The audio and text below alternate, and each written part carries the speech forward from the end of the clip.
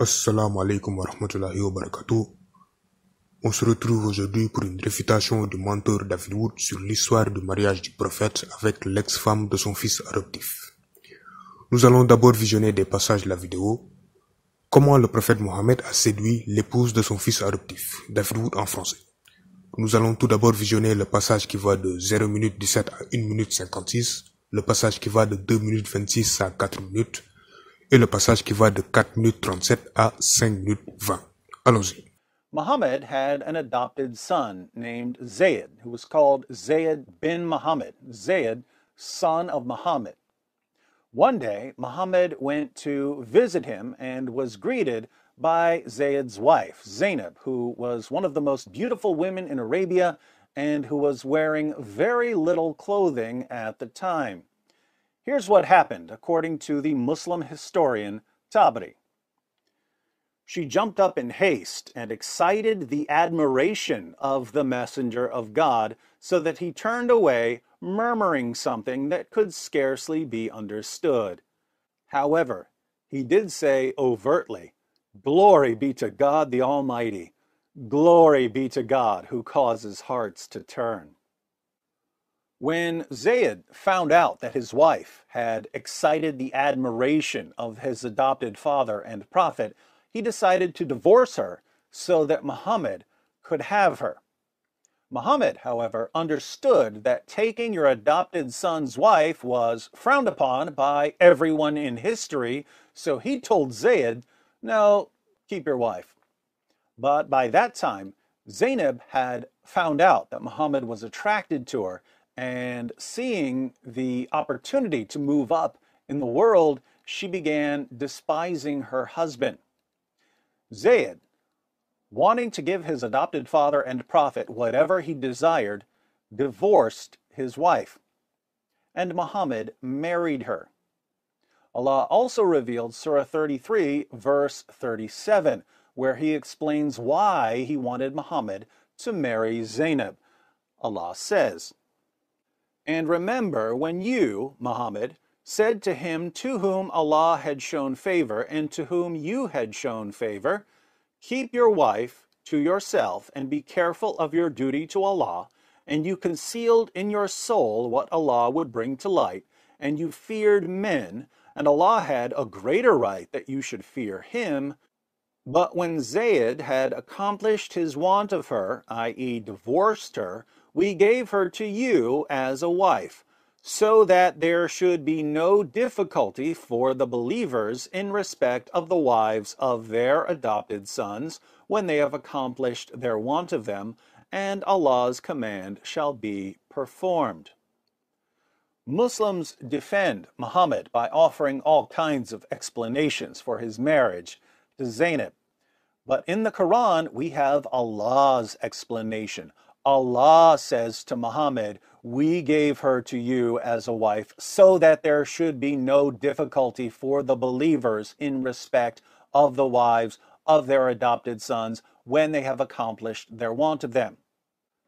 So Allah gave Zainab to Muhammad so that other Muslim men would know that it's okay to marry the divorced wives of their adopted sons. Assuming that Allah wants men to know that it's okay to marry the divorced wives of their own adopted sons, does he really need Muhammad to go out and do it?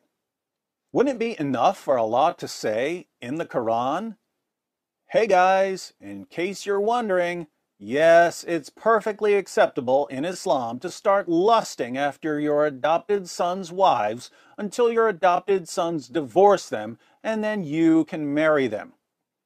Is this such an incredibly important issue that Allah not only had to reveal a Quran verse about it, but also needed Muhammad to break up a marriage and show us how it's done? Bon, dans les différents passages que nous venons de visionner, le mentor David Wood nous raconte l'histoire du mariage du prophète paix sur lui avec l'ex-femme de son fils adoptif. Pour résumer l'histoire telle que racontée par David Wood, le prophète paix sur lui avait un fils adoptif qui s'appelait Zaïd. Et Zaïd, le fils adoptif du prophète, avait une femme qui s'appelait Zainab. Et il y avait une fois où le prophète alla rendre visite à Zaïd, mais fut accueilli par sa femme Zainab. Et quand le prophète vit Zainab, il fut choqué par sa beauté et tomba amoureux d'elle, ce qui poussa Zainab à divorcer de Saïd et de se marier avec le prophète. Voilà comment le mentor David Wood nous explique le mariage du prophète avec l'ex-femme de son fils adoptif. Alors, David Wood, l'histoire que tu viens de nous raconter est fausse, incohérente et très éloignée de la réalité. Certes, le prophète avait bel et bien épousé l'ex-femme de son fils adoptif, mais ça ne s'est pas passé de la manière dont il explique. Et nous allons diviser notre réponse en 3 parties. Tout d'abord, nous allons démontrer que le texte que tu as cité n'est pas authentique, que la narration de Tabari que tu as citée n'est pas authentique. Ensuite, nous allons démontrer que l'histoire en question est incohérente. Nous allons analyser le texte en question et démontrer avec des preuves logiques que l'histoire même qui est racontée dans cette narration est totalement absurde et n'a strictement aucun sens. Et enfin, nous conclurons en donnant la vraie version de l'histoire. Nous parlerons de la vraie histoire du mariage du prophète avec l'ex-femme de son fils adoptif, qui est, je le précise, très différente de la version en carton que tu nous as pondue dans ta vidéo. Maintenant, nous allons commencer avec le premier point, c'est-à-dire la fausseté de la narration de David Wood. Comme je le disais, la narration que David Wood a citée et qui dit que le prophète serait tombé amoureux de Zainab après l'avoir vue lors d'une visite n'est pas authentique. Cette narration de Tabari n'est pas authentique. Elle n'est pas authentique pourquoi? Elle n'est pas authentique parce qu'elle vient d'un rapporteur qui s'appelle Al-Waqidi. Or, Al-Waqidi n'est pas considéré comme un rapporteur fiable. Au contraire, Al-Waqidi est considéré comme un menteur et un fabricateur de hadiths. Et les narrations qui viennent de lui sont ainsi considérées comme des narrations mensongères et fabriquées. Et la narration que David Wood a citée a justement été rapportée par Al-Waqidi, ce qui signifie donc que cette narration n'est pas authentique. Mais nous allons y aller progressivement et démontrer tout ça point par point. Commençons par le commencement. Tout d'abord, la narration que David Wood a citée a effectivement été rapportée par Al-Waqidi, comme on peut le voir aux pages 128 et 129 du volume 2 de Sirat un-Nabi, écrit par Allama Shibli Nomadi. Selon l'historien Tabari, il y avait une fois où le prophète paix sur lui est allé visiter Zaïd dans sa maison. Zaïd n'était pas chez lui et Zainab s'habillait. Le prophète paix sur lui la vit et se détournant en disant « Gloire à Allah le Très-Haut et gloire à lui qui se fait retourner les cœurs ». Zaïd après cela, il alla au prophète paix sur lui et lui dit « Je peux divorcer de Zainab si tu l'aimes ». Donc ça, c'est la narration que David Wood a citée. Plus loin, l'historien Tabari a pris cette histoire de Waqidi. L'historien Tabari a pris cette histoire de Waqidi, un menteur et fabricateur bien connu. Donc, comme vous pouvez le voir ici, la narration que David Wood a citée a effectivement été rapportée par Al-Waqidi. Or, comme je le disais, Al-Waqidi n'est pas considéré comme un rapporteur fiable.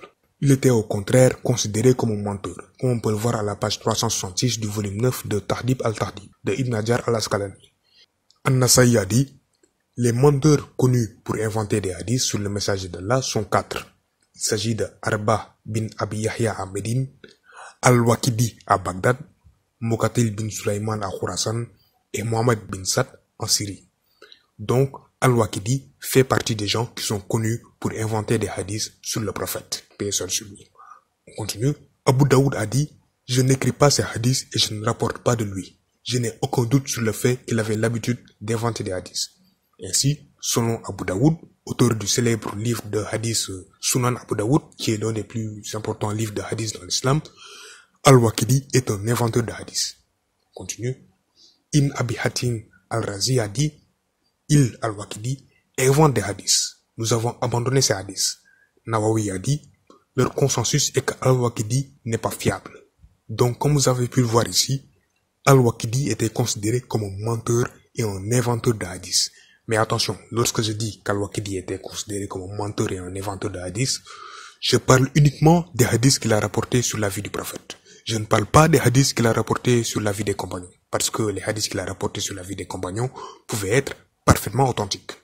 Lorsqu'il s'agissait de raconter des histoires sur la vie des compagnons, là, Al-Waqidi était fiable. Mais c'était lorsqu'il s'agissait de raconter des histoires sur la vie du prophète qu'il n'était pas du tout fiable. Donc il faut tout de même faire la part des choses et éviter de tout mélanger. C'était juste une petite précision. Bref, on continue. À la page 110 du volume 3 de Mizan al-Itidal fi Naqd al-Rijal de Mohamed ibn Ahmad al-Dahabi, on lit, Bukhari a dit, Al-Waqidi a été abandonné dans le domaine du hadith. Il invente des hadiths. Donc Bukhari lui-même dit que Al-Waqidi est un inventeur de hadiths. Al-Dahabi a dit, il y a un consensus sur la non-fiabilité de Al-Waqidi. Il y a un consensus sur la non-fiabilité d'Al-Waqidi. Yahya ibn Ma'in a dit, il est faible, il n'est rien, il n'est pas fiable. Ahmed ibn Hanbal a dit, c'est un menteur. Il fait des altérations dans les traditions. Alors Ahmed ibn Hanbal, fondateur de l'école de jurisprudence hanbalite, dit qu'Al-Waqidi est un menteur. Bref, en résumé, Al-Waqidi n'était pas considéré comme un rapporteur fiable, mais plutôt comme un menteur et un inventeur de hadith. Donc les narrations qui viennent de lui ne sont pas authentiques et sont juste des inventions. Et la narration que David Wood a citée et qui dit que le prophète serait tombé amoureux de Zainab après l'avoir vue chez elle, a justement été rapportée par Al-Waqidi. Ce qui veut dire que cette narration n'est pas authentique, tout simplement. D'ailleurs, par rapport à la fausseté de la narration de David Wood, on peut aussi citer le chapitre d'analyse de la sourate 24 du livre Tahfim al-Quran, écrit par Saïd Aboul Ala Maudidi. On lit, le saint prophète maria Zainab, qui était la femme divorcée de son fils adoptif Zaïd bin Haritha. Plus loin, mais à l'intérieur de la communauté, les hypocrites virent ça comme une opportunité en or pour mentir sur le saint prophète, et à l'extérieur de la communauté, les juifs et les mouchriques virent ça comme une opportunité pour salir la haute réputation du prophète avec des calomnies malicieuses. C'est pour cette raison qu'ils concoctèrent et répandirent des histoires fictives. Un jour, Mohammed paix sur lui aurait vu la femme de son fils adoptif et serait tombé amoureux d'elle. Il aurait ensuite provoqué son divorce pour la marier. Bien que ceci soit une fiction absurde, elle fut propagée avec une telle habileté, une telle ruse et une telle finesse qu'elle se répandit avec succès, tant et si bien que certains commentateurs et traditionnalistes musulmans en citèrent des passages dans leurs livres et que les orientalistes l'utilisèrent pour calomnier le saint prophète. Donc l'histoire que David nous a racontée et qui dit que le prophète rencontra Zainab chez Zaïd et tomba amoureux d'elle, etc., n'est rien d'autre qu'une fiction absurde, une histoire inventée, fabriquée de toutes pièces. À la page 214 du livre La vie de Mohammed, écrit par Abdul Hamid Siddiq, on lit « En ce qui concerne les histoires fantaisistes et les calomnies des orientalistes, nous pouvons dire qu'elles sont tellement absurdes que quiconque ayant une once d'intelligence en lui les considérait comme de simples inventions. William Mouir et d'autres comme lui ont dit que le prophète ayant vu Zainab par hasard à travers une porte à moitié ouverte, fut fasciné par sa beauté et que Zaïd ayant appris cela, divorça d'elle, et qu'ensuite cette dernière se maria à Mohammed. Il n'y a absolument aucune vérité dans ces histoires fabriquées. À la page 338 du livre La vie du noble prophète Mohammed, écrit par Mohammed Hussein Haikal, on lit pour ce qui est de l'histoire de Zainab fille de Jahsh, les chroniqueurs orientalistes et missionnaires ont fait preuve d'une imagination éclatante et en ont fait une histoire d'amour et de passion. Ainsi, pour finir le premier point, la narration que David Wood a citée n'est pas authentique, comme nous l'avons démontré avec une preuve claire. Bon, maintenant que nous avons démontré que la narration de David Wood n'est pas authentique, nous allons maintenant démontrer que l'histoire en question est incohérente. Non seulement la narration n'est pas authentique, mais en plus de ça, l'histoire même qui y est racontée n'a aucun sens. Tout d'abord, faisons un rappel de l'histoire que le menteur David Wood nous a racontée. En résumé, l'histoire c'est que, lors d'une visite qu'il faisait à son fils adoptif, le prophète rencontra Zainab par hasard, fut choqué par sa beauté, comme s'il ne l'avait jamais vue avant, et tomba amoureux d'elle. Et Zaïd ayant appris cela, décida de divorcer de Zainab pour qu'elle puisse ensuite se marier avec le prophète. Voilà en gros la manière dont le menteur David Wood nous a raconté l'histoire du mariage du prophète, paix sur lui, avec Zainab. Mais cette histoire n'a absolument aucun sens. Elle n'a aucun sens pour deux raisons. 1. Cette histoire présume que le prophète fut choqué par la beauté de Zainab, comme s'il ne l'avait jamais vue avant et que c'était la première fois qu'il la rencontrait. Or cela est faux étant donné que le prophète était carrément le cousin de Zainab et qu'il la connaissait depuis son enfance. En plus d'être le cousin de Zainab, le prophète la connaissait depuis qu'elle est petite. Donc il est impossible que le prophète ait été par hasard choqué par la beauté de Zainab, car étant donné qu'il était son cousin et qu'il la connaissait depuis qu'elle est petite, il devait déjà être au courant de sa beauté. Alors ça n'a aucun sens de venir nous raconter que le prophète fut choqué par la beauté de Zainab. Ça c'est la première incohérence dans l'histoire de David Wood. Et ensuite, si le prophète était amoureux de Zainab, il l'aurait épousée depuis longtemps vu qu'elle est sa cousine et qu'il la connaissait depuis son enfance. Donc s'il était amoureux d'elle, il l'aurait épousée depuis longtemps. Le prophète ne va tout de même pas attendre que sa cousine qu'il connaît depuis son enfance atteigne l'âge de 35 ans et se marie à un autre homme pour savoir qu'elle était belle et vouloir se marier avec elle. Ça n'a strictement aucun sens. S'il était amoureux d'elle, il l'aurait épousée depuis longtemps. Et par rapport au fait que le prophète était le cousin de Zainab et qu'il la connaît depuis son enfance, on peut lire par exemple la page 66 du livre Le prophète Mohammed et sa famille, une perspective sociologique, écrit par Shamim Alim. On lit: les ennemis du prophète ont fabriqué une histoire selon laquelle le prophète est tombé amoureux de Zainab après qu'il soit allé chez elle alors qu'elle n'était pas vêtue correctement. Cette allégation n'a aucun fondement, car Zainab était la cousine du prophète.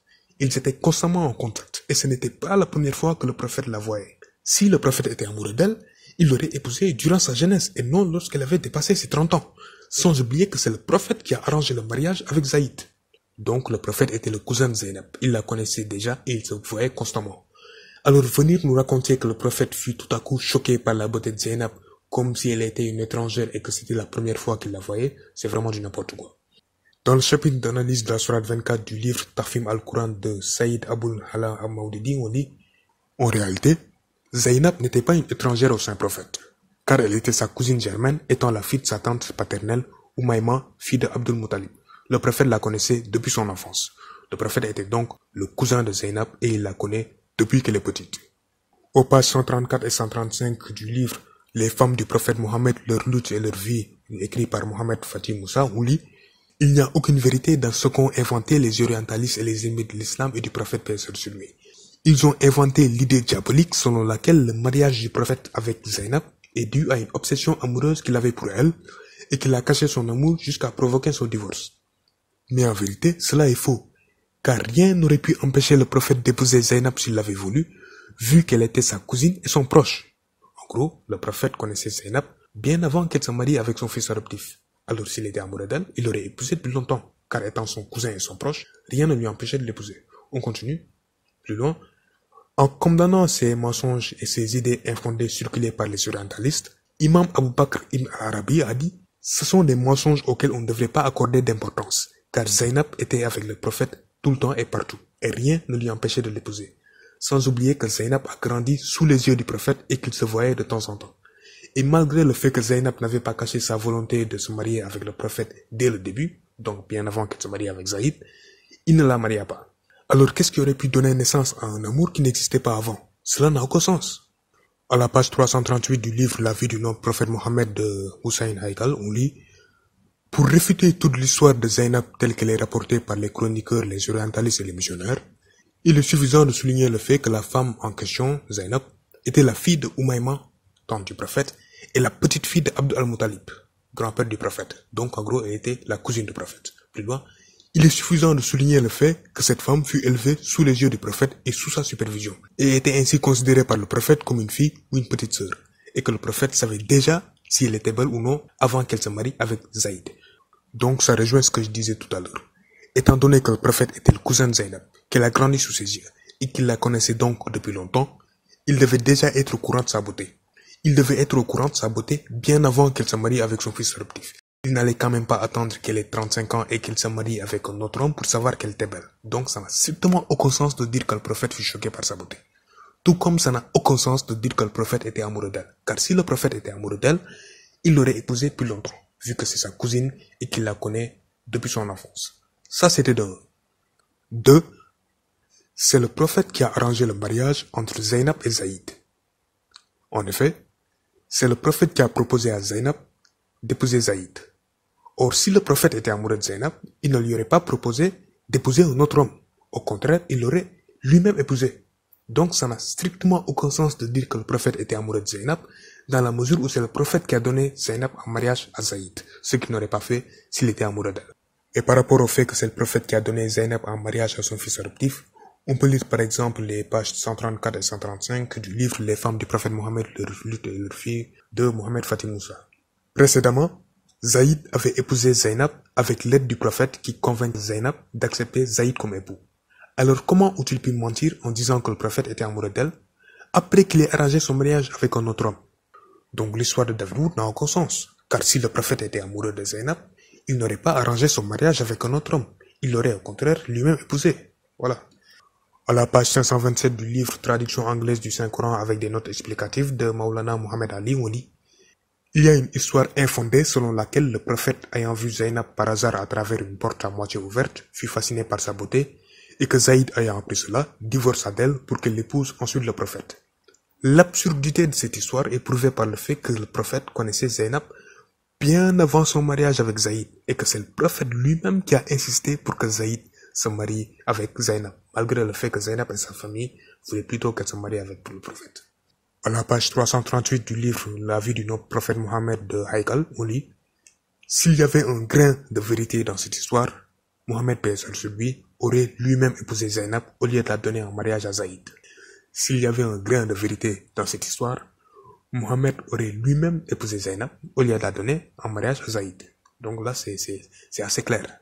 De la page 272 de la page 274 du volume 1 de Fatwa Islamia, Vedic islamique, on lit: en ce qui concerne les différentes histoires disant que le prophète a vu Zainab derrière un rideau et est tombé amoureux d'elle, et que Zaïd ayant appris cela divorça d'elle pour que le prophète paix sur lui puisse l'épouser après lui, aucune d'elles n'a été rapportée authentiquement. Les prophètes sont trop nobles de caractère, trop désintéressés, trop vertueux et trop élevés en rang et en position pour faire une telle chose. D'ailleurs, c'est le prophète paix sur lui qui a proposé à Zainab d'épouser Zaïd, qu'Allah soit satisfait de lui. C'est le prophète paix sur lui qui a proposé à Zainab d'épouser Zaïd. Et Zainab était la cousine du prophète. Donc si le prophète était amoureux d'elle, il aurait plutôt épousé lui-même. Voilà, donc si le prophète était amoureux de Zainab, il n'aurait pas arrangé le mariage entre elle et Zaïd. Au contraire, il l'aurait lui-même épousé. Alors voilà en résumé les deux points qui prouvent que l'histoire de David Wood n'a aucun sens. Tout d'abord, ça n'a aucun sens de dire que le prophète fut choqué par la beauté de Zainab, étant donné que le prophète était le cousin de Zainab et qu'il la connaissait depuis son enfance. Donc il devait déjà être au courant de sa beauté. Ajoutons à ça le fait que si le prophète était amoureux de Zainab, il l'aurait épousée depuis longtemps, vu que c'est sa cousine et qu'il la connaît depuis son enfance. Donc ça n'a aussi aucun sens de dire que le prophète était amoureux de Zainab. Ensuite, c'est le prophète lui-même qui a donné Zainab en mariage à Zaïd. Or, s'il était amoureux d'elle, il ne l'aurait pas donné en mariage à un autre homme, mais il l'aurait au contraire épousé lui-même. Et ce qui est très intéressant ici, c'est qu'avant de se marier avec Zaïd, Zainab voulait se marier avec le prophète. En effet, je ne sais pas si vous l'avez remarqué, mais dans certains des textes que nous venons tout juste de voir, il est dit que bien avant son mariage avec Zaïd, Zainab voulait se marier avec le prophète. Et malgré ça, le prophète ne l'épousa pas. Par exemple, dans l'un des textes, il est dit: malgré le fait que Zainab n'avait pas caché sa volonté de se marier avec le prophète dès le début, il ne la maria pas. Et dans un autre des textes où il est dit: c'est le prophète lui-même qui a insisté pour que Zaïd se marie avec Zainab, malgré le fait que Zainab et sa famille voulaient plutôt qu'elle se marie avec le prophète. Donc là, on voit que Zainab avait toujours voulu se marier avec le prophète. Elle voulait se marier avec le prophète depuis très longtemps. Mais malgré la volonté de Zainab de se marier avec le prophète ne l'épousa pas. Au contraire, il la donna en mariage à un autre homme, ce qu'il n'aurait pas fait s'il était amoureux d'elle. Logique. Mais bon, ça c'était juste un petit bonus. Bref, en conclusion, l'histoire de David Wood disant que le prophète fut choqué par la beauté de Zainab et tomba amoureux d'elle, etc., est incohérente et totalement dénuée de sens. Et le plus grave dans tout ça, c'est que non seulement la narration n'est pas authentique, mais en plus de ça, l'histoire même qui est racontée dans la narration n'a pas de sens. Donc il n'y a pas uniquement un, mais deux problèmes majeurs. David Wood se plante aussi bien sur le fond que sur la forme. Bon, maintenant nous allons passer au troisième point, qui consistera à donner la vraie version de l'histoire. La vraie version de l'histoire du mariage du prophète avec l'ex-femme de son fils adoptif. Et cela consistera tout d'abord à donner la vraie cause du divorce entre Zaïd, le fils adoptif du prophète, et Zainab. Et pour comprendre la cause du divorce entre Zaïd et Zainab, il est nécessaire de connaître les milieux sociaux dont ils sont tous les deux issus. Parce qu'il faut savoir que Zaïd et Zainab venaient de milieux sociaux radicalement différents. Commençons par Zainab. Zainab faisait partie de la famille du prophète. Donc elle était une femme de famille noble, appartenant à la classe supérieure. D'ailleurs, on peut lire dans le chapitre sur les femmes du prophète du livre Al-Sira al-Nabawiya d'Ibn Kathir, Zainab bin Jash venait de l'une des plus nobles familles des Quraysh. Et tout le monde s'attendait à ce qu'elle se marie avec un homme du même statut social qu'elle. Donc Zainab faisait partie de la noblesse et de la classe supérieure. Quant à Zaïd, le fils adoptif du prophète, il était un ancien esclave que le prophète avait libéré et adopté comme son fils. Toujours dans le livre, on lit: Zaïd fut pris comme prisonnier lorsqu'il était encore un enfant durant l'une des guerres intertribales qui étaient communes avant l'arrivée de l'islam. Il fut vendu comme esclave à un neveu de Khadija, qu'Allah soit satisfait d'elle, qui le lui donna comme cadeau. Khadija le donna à son tour au prophète Mohammed, paix sur lui, à une époque où la révélation n'avait pas encore commencé. Et le prophète, paix sur lui, le libéra et l'adopta comme son propre fils, à l'âge de 8 ans. Alors d'un côté, on avait Zainab qui faisait partie de la noblesse et de la classe supérieure, et de l'autre côté, on avait Zaïd qui était un ancien esclave libéré par le prophète. Il s'agissait donc de deux individus appartenant à des classes sociaux radicalement différentes. Cependant, le prophète paix sur lui vit cette différence de classe entre Zainab et Zaïd. Il vit à quel point Zainab et Zaïd étaient socialement différents. Et c'est en ce moment-là qu'il décida de donner Zainab en mariage à Zaïd. Et l'objectif de ce mariage était de démontrer que la classe sociale dont l'individu est issu n'a pas d'importance et que là où les êtres humains se différencient devant Allah, ce n'est pas dans leur niveau de richesse ou leur degré de prestige, mais plutôt dans leur niveau de piété. En effet, le prophète considérait que la classe ou le statut social de l'individu n'a pas d'importance devant Allah et que ce qui fait la valeur d'un homme ou d'une femme devant Allah, ce n'est pas sa classe sociale, mais plutôt sa piété. Et c'était pour démontrer ça que le prophète a arrangé le mariage entre Zainab et Zaïd. Ibn Kathir dit dans le même livre, le prophète paix sur lui était conscient du fait que c'est le statut d'une personne aux yeux d'Allah qui est important et non son statut aux yeux des gens. Plus loin, le prophète Mohammed paix sur lui a regardé Zaïd et Zainab grandir et pensé qu'ils feraient un bon couple et que leur mariage démontrerait que ce qui est important, ce n'est pas qui leurs ancêtres étaient, mais plutôt leur statut devant Allah, c'est-à-dire leur piété, etc. Mais après le mariage, il y avait des problèmes au sein du couple, parce que Zainab ne pouvait pas supporter psychologiquement d'être mariée à un ancien esclave. Elle se considérait comme supérieure à Zaïd, vu qu'elle venait d'une famille noble, alors que Zaïd était un esclave libéré. Ainsi, Zainab adoptait une attitude de supériorité et rendait la vie très dure à Zaïd. Donc il y avait constamment des problèmes au sein du couple.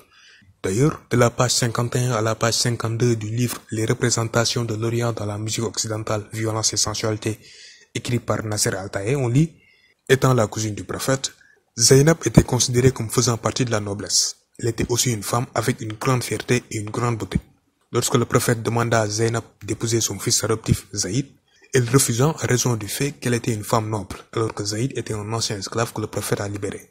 Et comme d'habitude dans de tels moments d'indécision, Dieu a délivré ses révélations pour aider le prophète sur sa conduite.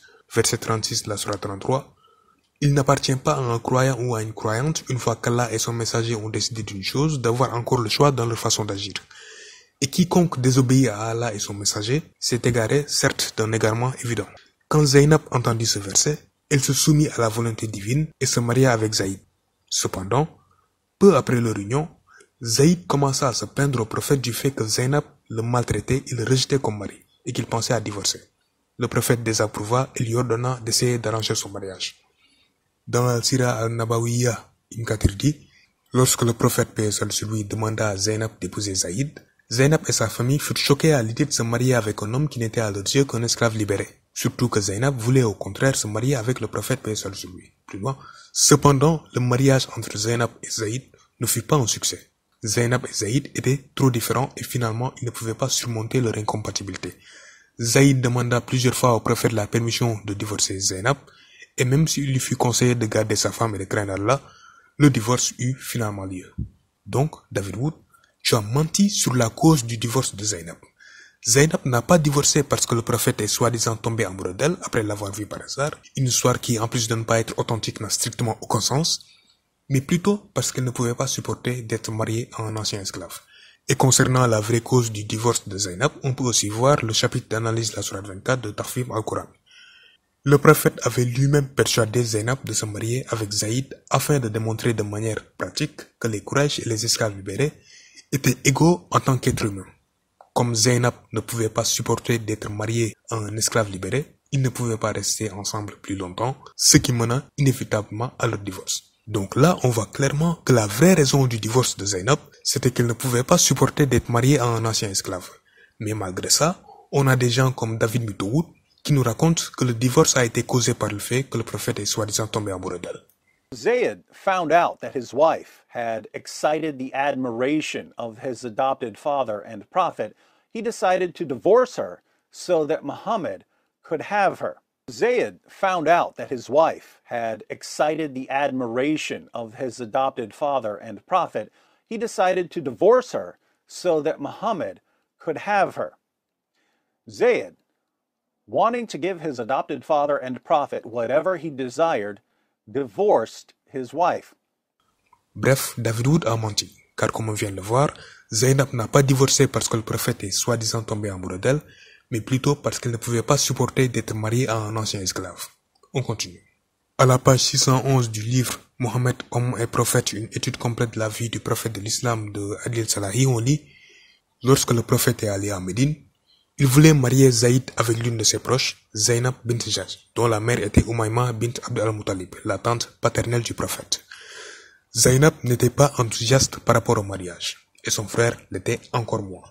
Après tout, Zainab appartenait à la famille du prophète, qui était l'une des plus nobles familles de toute l'Arabie. En comparaison à une telle lignée, qui était Zaïd? N'était-il pas un simple esclave à l'égard de qui le prophète a fait preuve d'une grande bonté? Plus loin, cependant, Zainab n'avait pas le choix. Elle était une bonne musulmane et ne pouvait donc pas refuser le souhait exprimé par le prophète. L'objectif du prophète derrière ce mariage était de détruire pour toujours les distinctions de classe. Zainab et son frère consentirent à ce mariage à contre-cœur pour obéir au prophète. Plus loin, le mariage entre Zainab et Zaïd ne fut pas heureux. Elle n'avait aucun amour pour lui et ne pouvait pas se débarrasser de ses sentiments de classe. Elle lui faisait toujours savoir qu'elle était supérieure à lui socialement. Donc la vraie raison pour laquelle Zainab méprisait Zaïd, c'est qu'elle se considérait comme supérieure à lui, vu qu'elle venait d'une famille noble alors qu'il était un ancien esclave. Par contre, David Mitwood nous raconte que la raison pour laquelle Zainab méprisait Zaïd, c'est qu'elle avait découvert que le prophète était soi-disant attiré par elle. N'importe quoi. But by that time, Zainab had found out that Muhammad was attracted to her, and seeing the opportunity to move up in the world, she began despising her husband. But by that time, Zainab had found out that Muhammad was attracted to her, and seeing the opportunity to move up in the world, she began despising her husband. Non, David Wood, ce que tu dis là est totalement faux. Là aussi, tu as menti. Car comme on l'a vu, la vraie raison pour laquelle Zainab méprisait Zaïd, c'est qu'elle était une femme noble alors que Zaïd était un ancien esclave. Donc, elle se considérait comme supérieure à lui. C'est ça la raison pour laquelle elle méprisait Zaïd. Mais ce n'était pas parce qu'elle avait vu que le prophète était soi-disant attiré par elle ou je ne sais pas quoi. Bref, on continue. Zaïd, qui ne se considérait pas comme un esclave et qui n'avait pas une mentalité d'esclave, ne pouvait pas tolérer l'attitude de Zainab. Il se plaignit au prophète à plusieurs occasions. Le prophète conseilla alors à Zainab de retenir sa fierté et d'accepter la décision de Dieu par rapport à son mariage. Mais comme la situation chez Zaïd continua d'empirer, le prophète fut ordonné par Dieu de laisser Zaïd divorcer.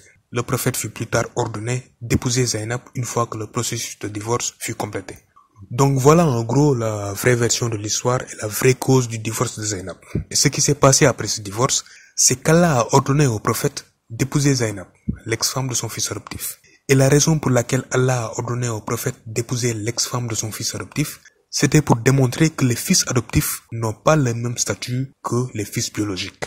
Ce mariage avait pour but de démontrer que dans l'islam, les fils adoptifs sont différents des fils biologiques. C'est-à-dire qu'ils n'ont pas le même statut légal que les fils biologiques. Et qu'ainsi, les règles qui s'appliquent aux fils biologiques ne s'appliquent pas à eux.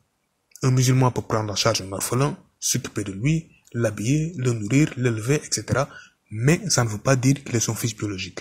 Du point de vue légal, du point de vue de la loi islamique, on ne le considère pas comme un fils biologique. D'ailleurs, au hadith 531 du livre 15 de Sahih Muslim, on lit Ibrahim al-Taymi a rapporté sur l'autorité de son père, plus loin, Ali a rapporté que le messager d'Allah, paix sur lui, a dit celui qui s'attribue un lignage autre que celui de son père ou se donne une appartenance autre que celle de ses maîtres, encourra la malédiction d'Allah, de ses anges et de tous les gens. Allah n'acceptera de sa part ni repentance ni rançon. Donc, dans l'islam, les fils adoptifs n'ont pas le même statut légal que les fils biologiques. Alors, les règles qui concernent les fils biologiques, telles que l'héritage, etc., ne s'appliquent pas aux fils adoptifs. Et les interdictions qui concernent les fils biologiques, telles que l'interdiction d'épouser l'ex-femme, ne concernent pas les fils adoptifs. D'ailleurs, dans un autre verset, lorsqu'Allah interdit aux musulmans d'épouser les ex-femmes de leurs fils, il a bien précisé que cette interdiction s'adresse uniquement aux fils biologiques et non aux fils adoptifs. En effet, au verset 23 de la sourate 4, Allah a cité les types de personnes auxquelles il est interdit de se marier.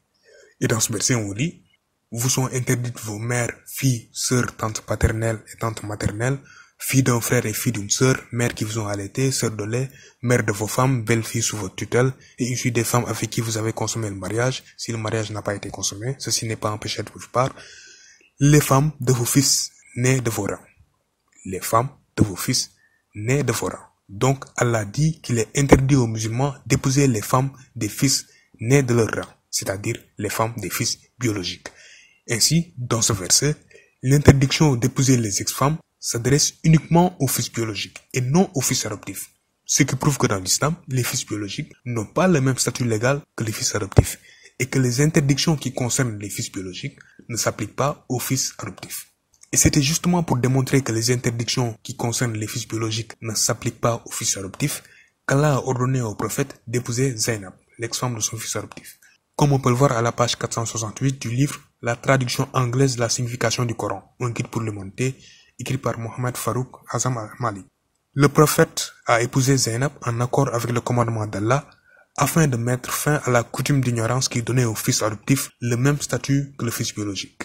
Le prophète a épousé Zainab afin de mettre fin à la coutume d'ignorance qui donnait au fils adoptif le même statut que le fils biologique. Et cela est d'ailleurs confirmé par le Coran au verset 37 de la sourate 33. Quand tu disais à celui qu'Allah avait comblé de bienfaits tout comme toi-même l'avais comblé, garde pour toi ton épouse et crains Allah, et tu cachais en ton âme ce qu'Allah allait rendre public. Tu craignais les gens et c'est Allah qui est plus digne de ta crainte. Puis quand Zaïd eut cessé toute relation avec elle, nous te la fîmes épouser afin qu'il n'y ait aucun empêchement pour les croyants d'épouser les femmes de leurs fils adoptifs, quand ceux-ci cessent toute relation avec elle. Nous te la fîmes épouser afin qu'il n'y ait aucun empêchement pour les croyants d'épouser les femmes de leurs fils adoptifs. Donc Allah a ordonné au prophète d'épouser Zainab pour démontrer qu'il est tout à fait permis d'épouser les ex-femmes des fils adoptifs. Car dans l'islam, les fils adoptifs ne sont pas considérés comme des fils biologiques. Ils n'ont pas le même statut légal que les fils biologiques. Donc les règles qui s'appliquent aux fils biologiques ne s'appliquent pas à eux. Voilà en gros la vraie version de l'histoire du mariage du prophète avec l'ex-femme de son fils adoptif. Nous venons donc de finir la première réfutation. Pour résumer, nous avons d'abord démontré que la narration de David Wood n'est pas authentique. Nous avons ensuite démontré que l'histoire même qui est racontée dans la narration n'a aucun sens et ne tient pas la route. Et enfin, nous avons donné la vraie version de l'histoire, très différente de la version mensongère que David Mytho-Wood nous a racontée. Bon, maintenant nous allons continuer notre visionnage en regardant le passage qui va de 3 minutes 38 à 4 minutes et le passage qui va de 5 minutes 21 à 6 minutes 10. Allons-y. We gave her to you as a wife so that there should be no difficulty for the believers in respect of the wives of their adopted sons when they have accomplished their want of them. So Allah gave Zainab to Muhammad so that other Muslim men would know that it's okay to marry the divorced wives of their adopted sons. Allah abolished adoption in Surah 33 verses 4 to 5. Muslims are still free to take care of orphans, but they don't adopt them into their families. So if there's no more adoption in Islam, why in the name of common sense is Allah telling Muhammad that he has to marry Zainab so that other Muslim men will know that it's okay to marry the divorced wives of their adopted sons? There aren't going to be any more adopted sons, so the situation isn't going to exist for Muslims. Why would Allah tell Muhammad to do something in order to set an example for other Muslims facing the same problem when there aren't going to be any other Muslims facing the same problem?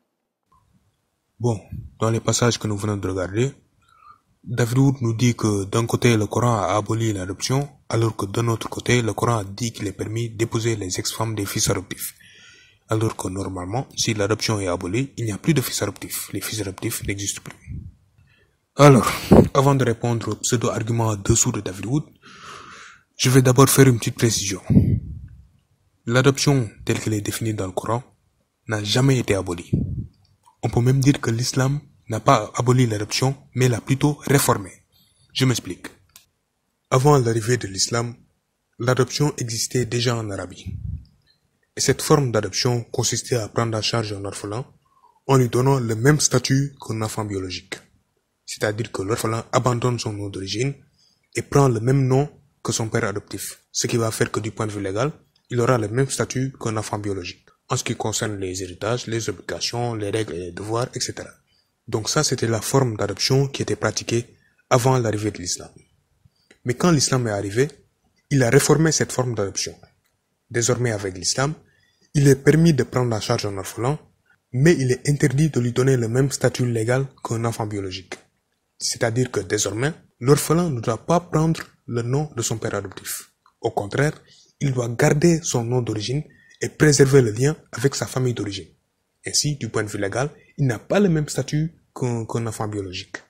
Et les règles qui s'appliquent aux enfants biologiques en ce qui concerne par exemple l'héritage et les obligations ne s'appliqueront pas à l'enfant adoptif. Et c'est comme ça que l'islam a réformé l'adoption qui existait à l'époque. D'ailleurs, par rapport à la réforme de l'adoption, on peut lire au verset 4 et 5 de la sourate 33, Allah n'a pas placé à l'homme 2 cœurs dans sa poitrine. Il n'a point assimilé à vos mères vos épouses, à qui vous dites en les répudiant, tu es aussi illicite pour moi que le dos de ma mère. Il n'a point fait de vos enfants adoptifs vos propres enfants. Il n'a point fait de vos enfants adoptifs vos propres enfants. Ainsi, le Coran dit que les enfants adoptifs d'un musulman ne sont pas ses enfants biologiques. Donc, ils ne doivent pas avoir le même statut légal que les enfants biologiques. Ce sont des propos qui sortent de votre bouche, mais Allah dit la vérité et c'est lui qui met l'homme dans la bonne direction. Appelez-les du nom de leur père. C'est plus équitable devant Allah. Appelez-les du nom de leur père. Ainsi, les enfants adoptifs ne doivent pas porter les noms de leur père adoptif. Ils doivent au contraire garder leur nom d'origine. Donc voilà comment l'islam a réformé l'adoption. L'adoption pré-islamique consistait à prendre en charge un orphelin en lui donnant le même statut légal qu'un enfant biologique. Et l'adoption islamique consistait à prendre en charge un orphelin sans lui donner le même statut légal qu'un enfant biologique. Donc la différence entre l'adoption classique et l'adoption islamique, ou kafala, c'est que dans l'adoption classique, il y a une création d'un lien de parenté fictif entre l'adoptant et l'adopté. Alors que dans l'adoption islamique, il n'y a aucun lien de parenté entre l'adoptant et l'adopté. Il n'y a aucun lien de filiation. Maintenant, pour répondre à David Wood, l'adoption que l'islam a abolie, c'est l'adoption classique, qui consiste à prendre en charge un orphelin en lui donnant le même statut légal qu'un enfant biologique. C'est ça que l'islam a aboli au verset 4 et 5 de la sourate 33. Par contre, au-delà de l'adoption classique, il y a aussi l'adoption islamique, aussi appelée kafala, qui consiste à prendre en charge un orphelin sans lui donner le même statut légal qu'un enfant biologique. Et cette forme d'adoption n'a jamais été abolie dans l'islam. Au contraire, l'adoption islamique, qui consiste à prendre en charge un orphelin sans lui donner le même statut légal qu'un enfant biologique, est totalement permise. Comme on peut le voir au hadith 590 du livre 17 de Al-Muwatta. Yahya m'a rapporté de Malik qui a rapporté de Abd al-Rahman ibn al-Qasim qui a rapporté de son père, qu'Aïcha, la femme du prophète qu'Allah bénisse et lui accorde le salut, prenait soin des filles orphelines de son frère dans sa maison. Aïcha prenait soin des filles orphelines de son frère dans sa maison. Donc Aïcha, la femme du prophète, prenait en charge des orphelines chez elle et les avait donc adoptées, sans bien sûr leur donner le même statut que des enfants biologiques. Au hadith 53 du livre 68 de Sahih Bukhari, on lit, Sah a rapporté, le messager d'Allah, paix sur lui, a dit, celui qui prend un orphelin en charge sera avec moi au paradis comme ça. Celui qui prend un orphelin en charge sera avec moi au paradis comme ça. Il dit ceci en faisant un geste de ses doigts, index et majeur en les écartant légèrement. Là, le prophète dit qu'il sera au paradis avec celui qui prend en charge un orphelin. Donc, comme vous avez pu le voir dans ces hadiths, cette forme d'adoption islamique appelée kafala est tout à fait permise. Or, dans la mesure où cette forme d'adoption est totalement permise en islam, les fils adoptifs existaient toujours, car tous les orphelins qui étaient pris en charge par des musulmans sont considérés comme des fils adoptifs dans l'islam. D'ailleurs, parmi les fils adoptifs qui existaient à l'époque du prophète, on peut citer l'exemple de Salim ibn Makal. Salim ibn Makal était le fils adoptif de Abu Hudayfa. Alors, il est totalement faux de dire que les fils adoptifs n'existaient plus. Et il n'y a ainsi rien d'anormal à ce que le Coran dise aux musulmans qu'il est permis d'épouser les ex-femmes des fils adoptifs. Car contrairement à ce que raconte David Wood, les fils adoptifs existaient toujours. Donc, David Wood, ton argument est invalide. Bon, je pense que c'était tout pour aujourd'hui. On se retrouvera, Inch'Allah, pour une autre vidéo de réfutation. Je vous remercie d'avoir visionné ma vidéo. Wassalamu alaikum wa rahmatullahi wa barakatuh.